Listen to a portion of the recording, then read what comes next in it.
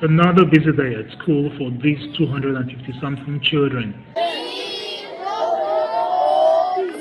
All are displaced from the northeast of Nigeria by insurgent violence and the reprisal attacks that came after. But the journey to this camp named New Kuchingoro has not been easy. Matthew is the only surviving member of his family and worked days in company of hundreds to get here. Now in school uniform donated by a volunteer, he and the other children are hoping to start a new life. We have a project that is called School Without War, and that's where you are.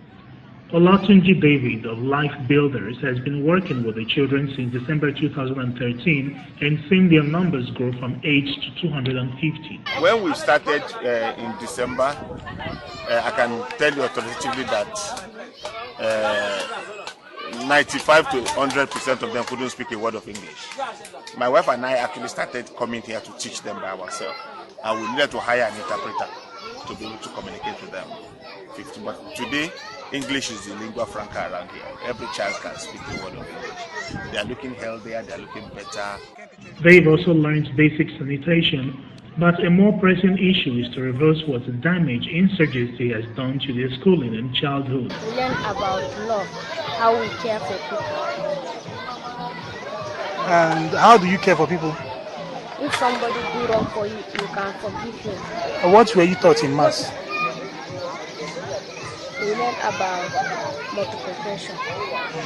Brainstorms still knock down the tents that serve as classrooms, but the determination is strong to keep rebuilding one dig at a time. What's peculiar about this camp is that there's a group of well-meaning Nigerians that have taken it upon themselves to ensure that the children specifically are well catered for.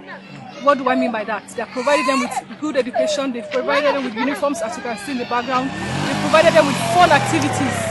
They take them out of this environment to different parks in Abuja and give them, what other kids other kids are enjoying. Yes. More than 10 million children are out of school in Nigeria, according to some estimates.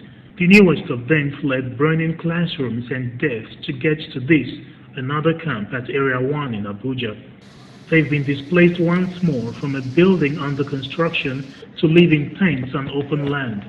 But volunteers have taken up the task to build makeshift classrooms and be the teachers their children need. I just volunteer to come and teach them in the sense that one way to the other I did internal display before.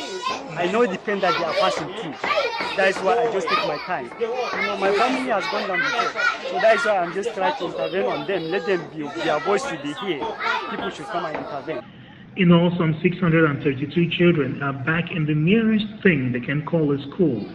Emergency agency hopes to build more, but that will depend on whether the children feel safe enough to return home or stay on indefinitely.